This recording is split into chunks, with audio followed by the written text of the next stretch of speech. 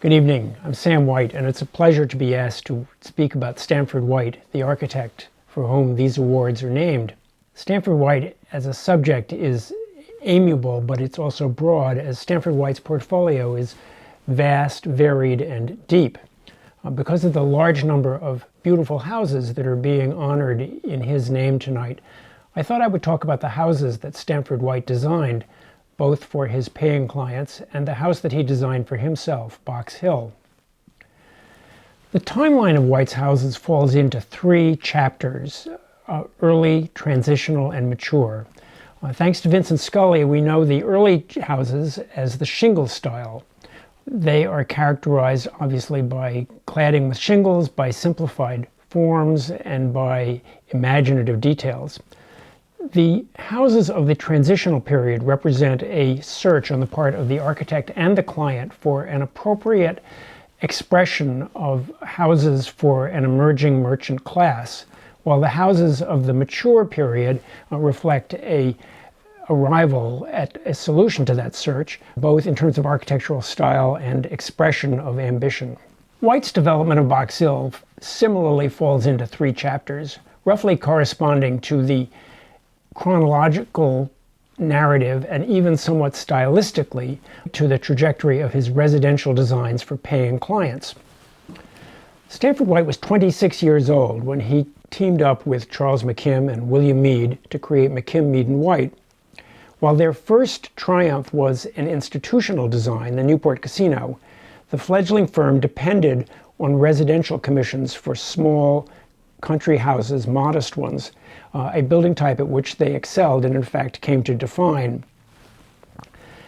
While these houses illustrate the talent of the firm as a whole, they also suggest the tension within the firm, a tension that was created by a presence of two powerful designers in one small drafting room.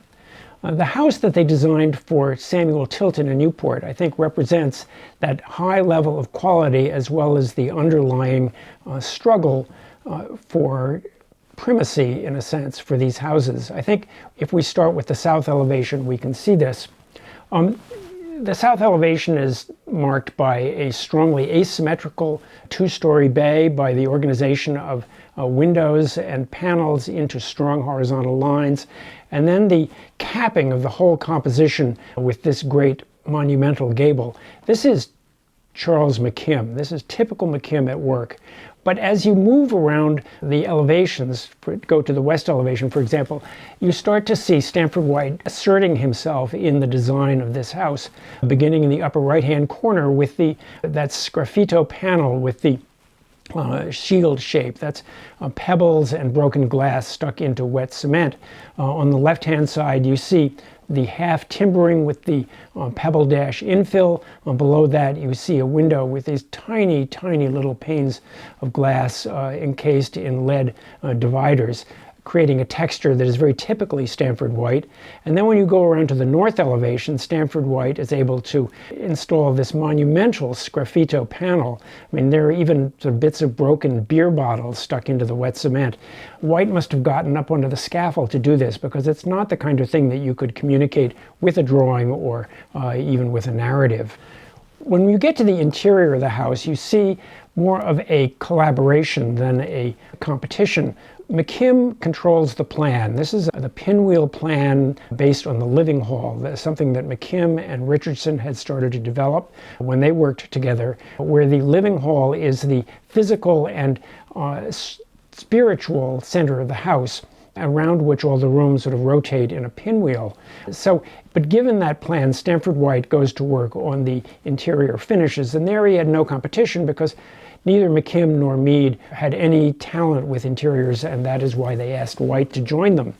White takes ordinary pine, and then by sanding it, polishing it, chiseling it, texturing it, carving it, is able to create this incredible sort of encyclopedia of wood finishes out of a single species. Just as White is working on these early houses, he gets married. His life starts to change as well. In 1884, he marries Bessie Springs Smith of Smithtown, Long Island, and they go off for a 3-month honeymoon, traveling around the Mediterranean, going as far west as Turkey, I believe. There's a picture here of Stanford White taken in Constantinople. They may have gone to Spain, they may have gone down to the south to the Morocco, but they spent most of their time in Italy. And when they got back, Bessie put Stanford White to work looking for a house that would be near her family in St. James, Long Island. And they found this piece of property called Carmen's Farm, which was a working farm. You can see the barns, the fields, and then up at the top of the hill, a small house. Well, the house that was on the top of the hill has, what it has in common, I would say, with the shingle-style houses is modesty, although this house takes modesty to a new level. It is a representative of the complete lack of ambition, I would say, in the design of mid-19th century vernacular houses.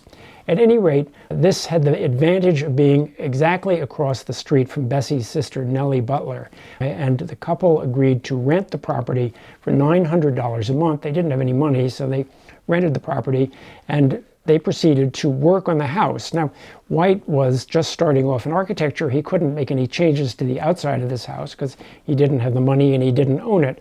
But he could make changes to the inside. He could decorate the inside. And here is a picture taken of that house in the 1880s, the living room, when White had decorated it. And you can see this sort of emerging talent of mixing different objects from different countries, different cultures, different periods. There's the lamps are from Venice or possibly from the Netherlands. There's a colonial bed warming pan on the wall. There's a wonderful wall hanging by the bay of those seabirds in flight, which may have been something produced by Samuel Coleman, the painter with whom he worked at the 7th Regiment Armory.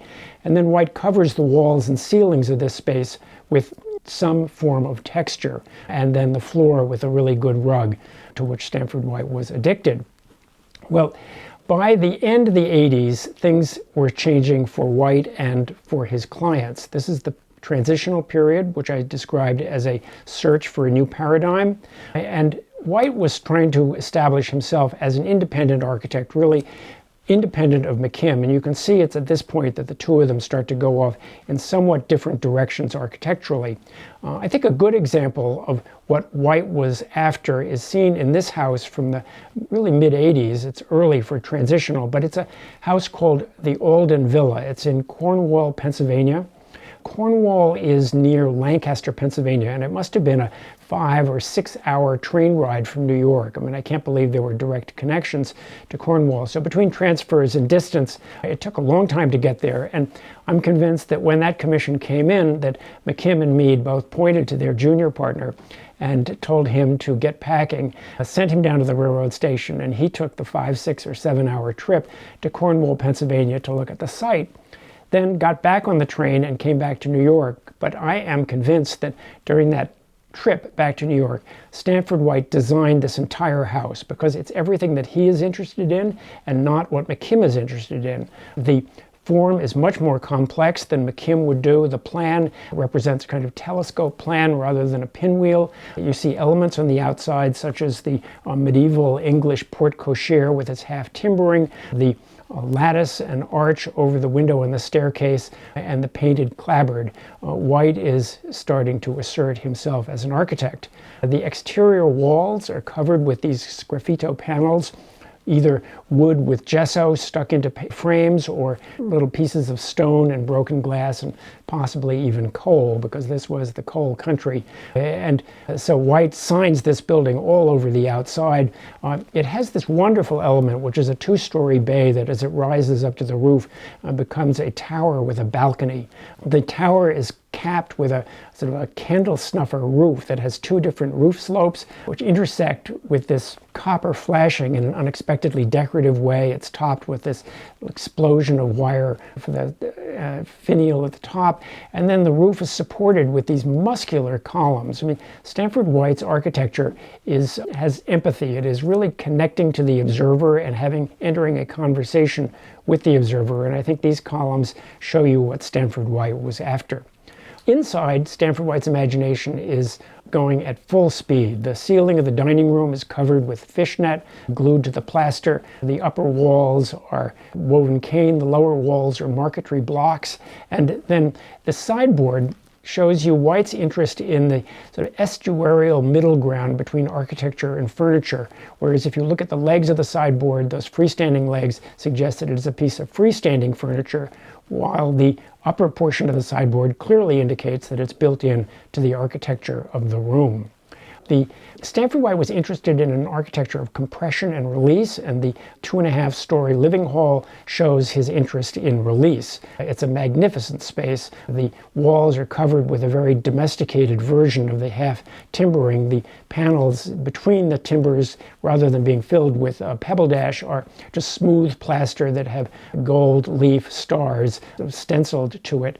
The end wall is pure stained glass panels, and the fireplace is a very domesticated version of an English medieval fireplace. Well, if this is the release, the room leading into it represents White's interest in compression.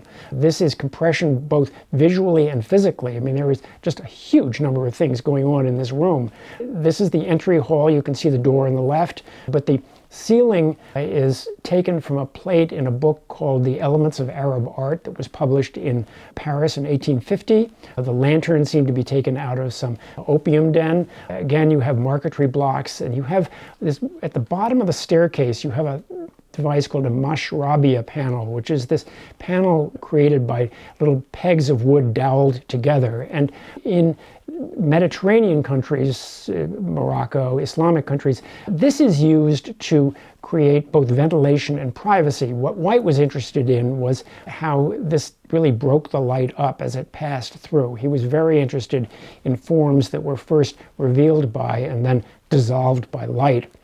Well, in this same period, his life has changed just as his clients' tastes are changing. Here's a picture of them taken a few years later on a trip to Egypt. And you can see one of those mashrabia panels behind Bessie. White is sitting with his son Larry on his lap, and Bessie standing behind him. And she has just inherited a significant amount of money, and that means that Stanford White and Bessie can actually buy the Box Hill property. They bought it for $25,000, and they set to work in enlarging it to be an appropriate country retreat for an emerging architect, turning this house into what must have been one of the most attractive colonial revival houses in the North Shore of Long Island. You can see that what White did was essentially take that cross gable form and just double it. The original house is the gable on the right. You can see all of the elements, the round-headed window at the third floor, the 2/2 windows on the second floor, the off-center door at the first floor, and he just multiplied it, creating a really interesting composition, which he then adds a strong cornice to at the base of the valleys to connect those gables. The porch itself has a wonderful entablature, which again creates a strong horizontal. Here you can see White is taking advice from McKim, because McKim was the master of the horizontal line. But it's a wonderful house. It's painted kind of mustard yellow, clapboard with white corner boards, white trim around the windows, and green shutters. And Bessie starts keeping her guest book at this point, and you can see that this house is starting to be used for personal and professional entertainment. The big winner in this expansion was the living room. This exists in the new bay as well as part of the old original bay. It sort of spans 1.5 of those modules. Room that's so big that Stanford White had to put steel beams in the ceiling in order to support the house above it. And because he's locked into the ceiling height of the farmhouse, he has to expose those steel beams, which didn't seem to bother him as much as it might bother people today. Well, then he proceeds to fill this amazing room, it's got light on 3 sides, with his increased collection of treasures. You see the Renaissance fireplace at the far end. It's a wonderful lantern hanging in the middle of the room that must have come out of some Italian castle of some kind, and then starting to fill it with other objects that he had either picked up on his travels or that he had seen from antique dealers in New York and just admired for their visual qualities. And Stanford White was not that interested in sort of cultural appropriation. He was interested in visual appropriation. He then covers the walls and ceilings of this room with these reeds. This is sort of stuff that came in rolls, and it's actually Phragmites, which is the weed that grows right at the edge of brackish saltwater areas. You see it all over the North Shore of Long Island. And it must have cost about 2 cents a square foot, or maybe even less. I mean, it was a material that cost absolutely nothing. But White treats it as if it's a very precious material. He pays a lot of attention to the size and shape and proportion of these panels. He picks up the intersection of panels with this double welt of split bamboo. So he's just raised some extremely ordinary material to the level of high art. Well, White was interested always in sort of exotic or slightly bizarre animals, but again, purely for their visual characteristics. The peacock is one of them. This is a peacock that's done in mosaic. It was done by Maitland Armstrong for the Church of the Ascension on 5th Avenue and 10th Street. But White takes that peacock and he gets this peacock wallpaper. This is Chinese or Japanese hand-blocked wallpaper with this wonderful peacock on it. And then he covers the ceiling and upper walls of the attic space with the wallpaper to create a nursery for his son, Lawrence Grant White. By the 1890s, late 1890s, things in New York are really starting to rip. Here is a picture of Stanford White at the James Hazen Hyde Ball. This was a party that was so scandalous that Hyde had to leave for Paris after he gave it. But White is going to these parties every night. He complains that he has to work all day and put on this dinner jacket and go and party all night, but this was how he got clients. In fact, you can see one of them sitting on the right. That's Mrs. Stuyvesant Fish wearing a 18th century ball gown, and whether White is about to pounce or whether he's already gotten Mrs. Fish into the client role, I don't know, but he's starting to work for clients who have a lot of money and they want pretty fancy houses. And a example of this is the house that he did for Payne Whitney and Helen Hay Whitney at 972 Fifth Avenue between 78th and 79th Street. The story with this was, it was a wedding present that Payne Whitney's uncle, Oliver Payne, gave Payne and Helen a blank check, told them to hire Stanford White and build themselves a nice house. And Stanford White certainly took the blank check seriously and gave them a really nice house. Today, this house is the cultural services of the French Embassy to the United Nations. And you will see inside that the rooms that White was able to create on the upper floors no longer are intact, but they are intact on the lower floors. And beginning with this one called the Venetian Room, this is, I think, one of Stanford White's greatest creations. It was so, the Whitneys liked it so much that when they sold the house, they actually took it apart, put it into crates, and kept it in the Whitney stables for 50 years before they gave it back to the French and reinstalled it. So the room is in exceptionally good condition.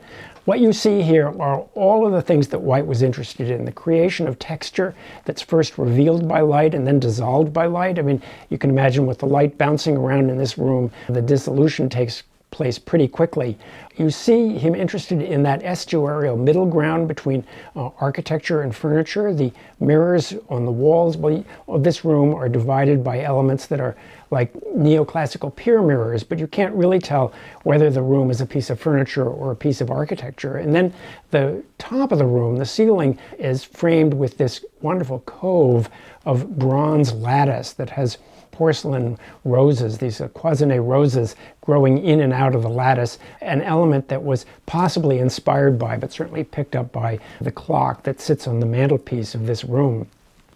That room, the Venetian Room, you see through the doors on the right of the front hall. The main staircase up to the main rooms is on the left. But if you would wait in this front hall while somebody was taking your coat or you were directed to where to go next, and if you had time, you would admire what's in this room. It's a circular room framed by those pairs of columns made out of extraordinary marble with that wonderful figure. It's got an fountain in the middle of it that Stanford White built out of sort of assembling spare parts that he had acquired from various Roman antique dealers, including the figure of the boy standing on the fountain, which is now considered to be a work of the young Michelangelo. And then the whole space is covered by a shallow dome, which has lattice, sort of plaster lattice with vines growing in and out of the lattice, and then these sort of allegorical rondels. In this case, the allegories are love and fertility, because this was a present for a young married couple. But the whole thing was inspired by an element that was relatively common in Italian Renaissance architecture, of these trompe-l'oeil ceilings. Here you see one at the Villa Papa Giulia in Rome. This was the house that was built for Pope Julius as a kind of a suburban retreat, so he could get away from the Vatican without having to go too far. Today it's really right in the center of Rome, as it were, because it's in the Borghese Gardens. But it has the same wonderful device of the vines growing in and out of the plaster lattice. Well, just as things were heating up in New York City with the well-to-do, things were heating up at Box Hill. Stanford White's guest books start to indicate an even fancier set of people coming out for lunch or for the weekend, and all kinds of activities taking place that are a very long way removed from what was going on in Carmen's farm 20 years ago. White and Bessie realize that the house no longer is big enough to sort of suit the level of entertaining that they are now involved in. And so they take their handsome but essentially modest two-gable colonial revival house, and they expand it to a four-gable house, which you see here. You see three gables, there's a hyphen on the right, and the fourth gable is off beyond the picture frame.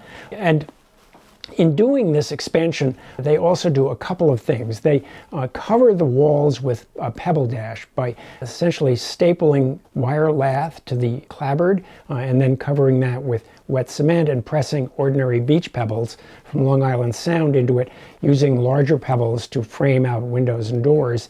They add these modillions to the pediment and to the main cornice. He adds a sort of a Chippendale type of jigsaw frieze element, which adds to the texture. This is all about texture. The white painted corner boards of the Georgian house are now concrete quoins, and this expansion allows him to give the house a decent front door. This front door is based on his trip, I think, taken in the mid-70s up to Salem, Massachusetts and Portsmouth, New Hampshire. This was what McKim and Mead and White referred to as their celebrated New England walking tour, but White really got a taste for these federal period doorways, and he put one in Box Hill.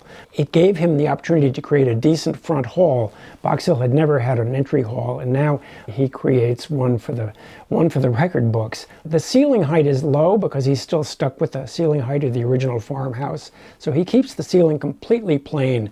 The floor is relatively plain. It's this beautiful red tile that he got from the Guastavino brothers, but the action takes place on the walls, where he fills it with, again, treasures that he's picked up in his various travels. You see that wonderful Italian Baroque mantle. You see the lions flanking the staircase on either side. There's the Italian chests there. The bench on the right looks like it might be even colonial American. A Japanese screen in the corner. And then those paintings are of his father on the left. That's by J. Alden Weir, portrait of Richard Grant White. And then the painting on the right is his son Larry by Ellen Emmett Rand. Well, in addition to creating a decent front hall, he can also create a decent staircase as well. And this too comes from Guastavino. I mean, they not only provided this beautiful green glazed tile, but they also built the structure of the stair.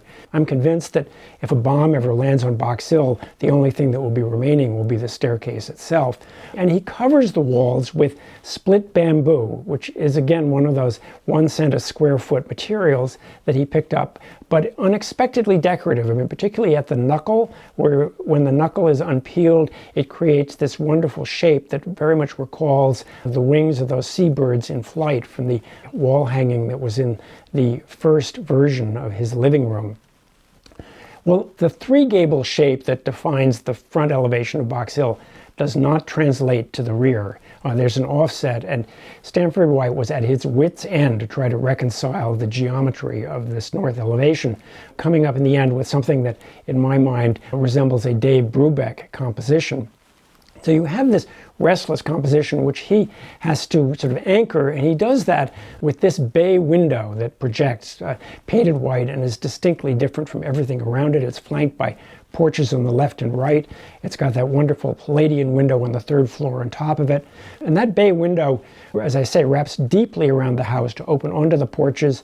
The windows facing north would lower down behind that built-in bench so that it could truly be a kind of an open-air porch in the summer months.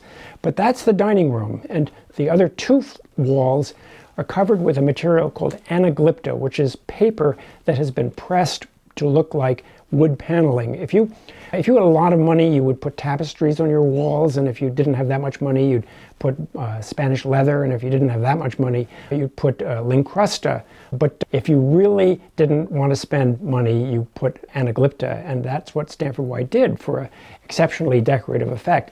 The ceiling, you can see again, is plain with the exception of the Sun King plaster relief in the center, and then the fourth wall is covered with almost 1,000 Delft tiles, which he arranged in these very subtle patterns of different tonality to create panels and frames, but which, when you look up close, are just these perfectly delightful kind of vernacular scenes.